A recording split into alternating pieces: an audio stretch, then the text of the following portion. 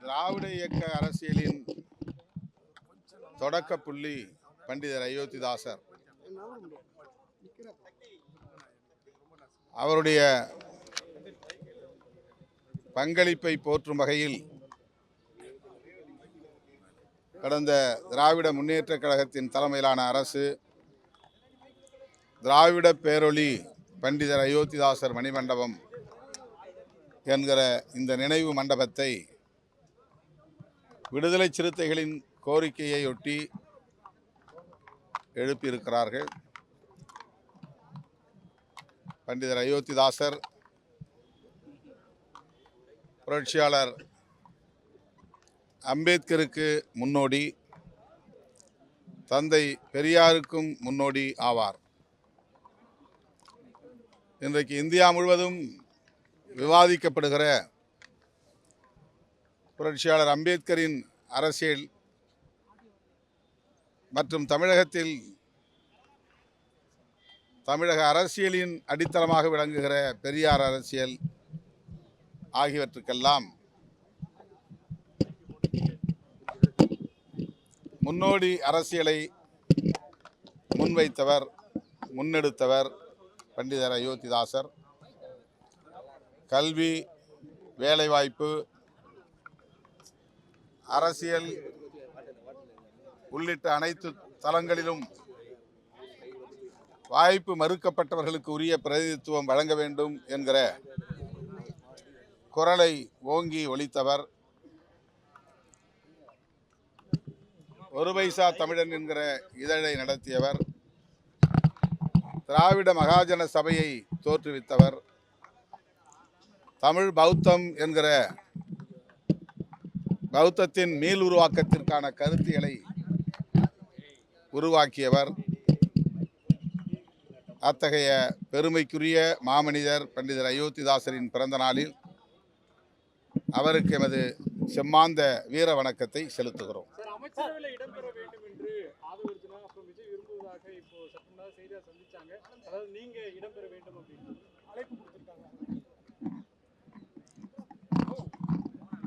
அவருடைய அழைப்புக்கு நான் நன்றி சொல்ல கடமைப்பட்டிருக்கிறேன். எங்கள் கட்சியின் உயர்நிலை குழு 8ஆம் தேதி மாலை 6 மணிக்கு கூடியது. ஆன்லைன் கூட்டமாக அது நடைபெற்றது. இணைய வழியில் 9 மணி அளவில் அது நிறைவு பெற்றது. அந்த கூட்டத்தில் கலந்து கொண்ட பெரும்பாலானவர்கள் அமைச்சரவையிலும் இடம்பெற வேண்டும் என்கிற கருத்தை முன்மொழிந்தது அனைவருக்கும் அறிந்த உண்மை, அனைவரும் அறிந்த ஒன்று. ஆனாலும் நிறைவாக தலைவர் எடுக்கிற முடிவுக்கு கட்டுப்படுகிறோம் என்ற உறுதியை தந்தார்கள். அதன் அடிப்படையில் 9ஆம் தேதி பொதுச் செயலாளர்கள் 2 பேரோடும் கலந்து பேசி ஆட்சி அமைப்பதற்காக மட்டுமே நம்முடைய ஆதரவை நல்குவது என்கிற நிபந்தனையற்ற ஆதரவை நாங்கள் நல்கினோம். பதவியேற்புக்கு பிறகு வேளச்சேரிக்கு வருகை தந்த திரு விஜய் அவர்கள்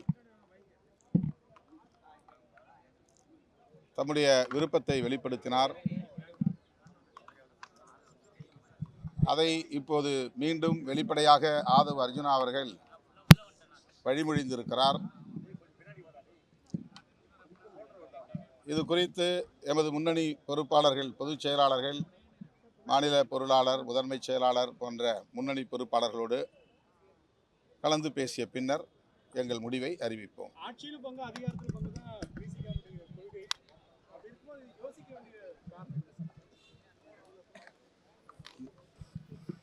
தவேக கூட்டணியில் இணைந்து நாங்கள் தேர்தலை சந்திக்கவில்லை.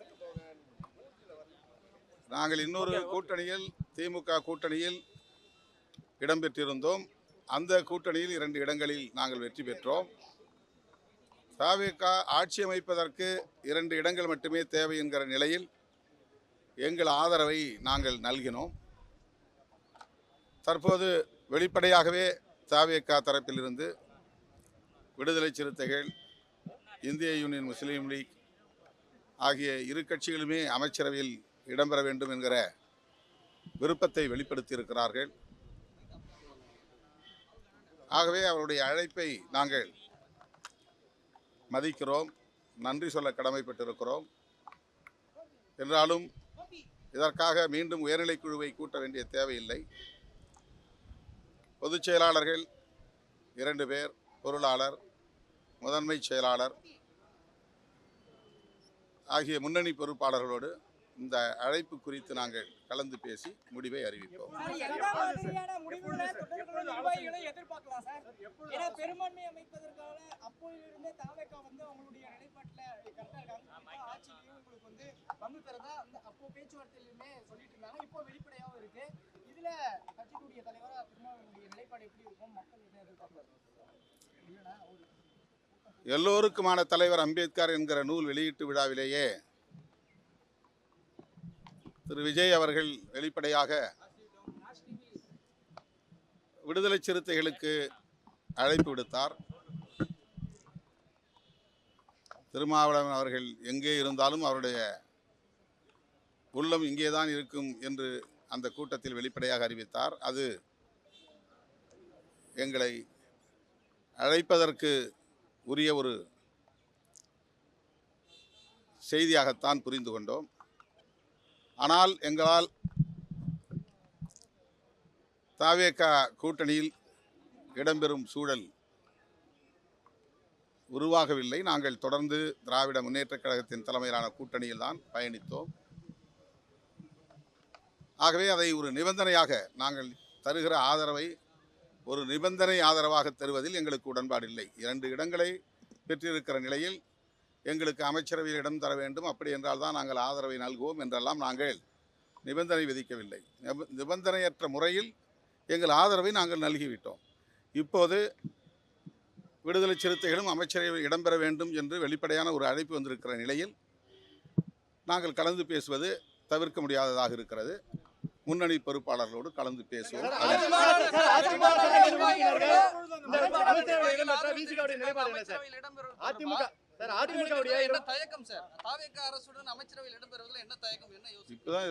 திரும்ப அதுதான் விளக்கம் சொன்னேன்.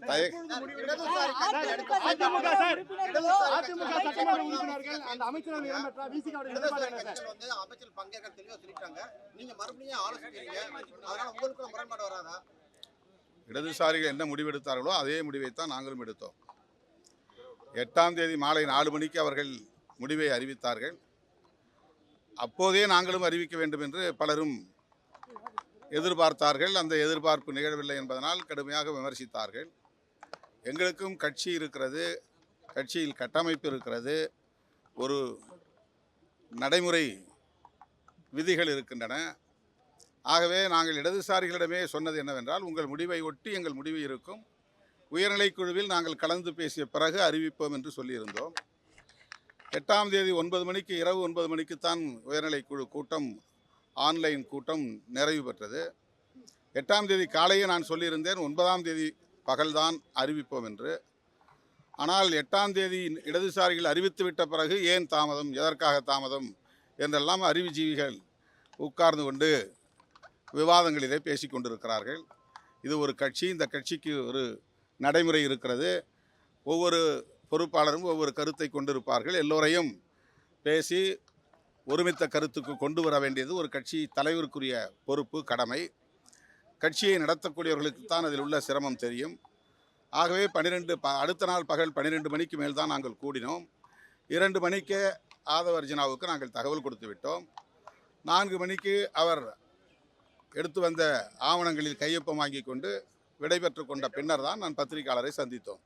ஆகவே அப்போதே எந்த தாமதமும் இல்லை. ஆனால் மீண்டும் மீண்டும் இந்த இயக்கத்தின் வளர்ச்சியை பொறுக்காத சிலர் விடுதலை சிறுத்தைகள் எதற்காக தாமதம் செய்தார்கள், ஏன் 2 நாள் எடுத்துக்கொண்டார்கள், 8ஆம் தேதி 4 மணிக்கும் 9ஆம் தேதி 4 மணிக்கும் எப்படி 2 நாள் இடைவெளி இருக்கும், ஆனால் அப்படி அவதூறுகளை பரப்புகிறார்கள்.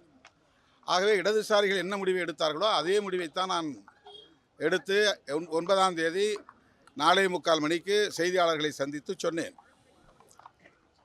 இப்போது தாவேகா தரப்பிலிருந்து வெளிப்படையான ஒரு அழைப்பு வந்திருக்கிற போது எங்கள் தோழர்கள் அந்த அழைப்பை ஏன் ஏற்கவில்லை என்ற கேள்வி பிறகு எழுப்பக்கூடும். ஆகவே முன்னணி பொறுப்பாளர்களோடு கலந்து பேசிய பிறகு அறிவிப்போம்.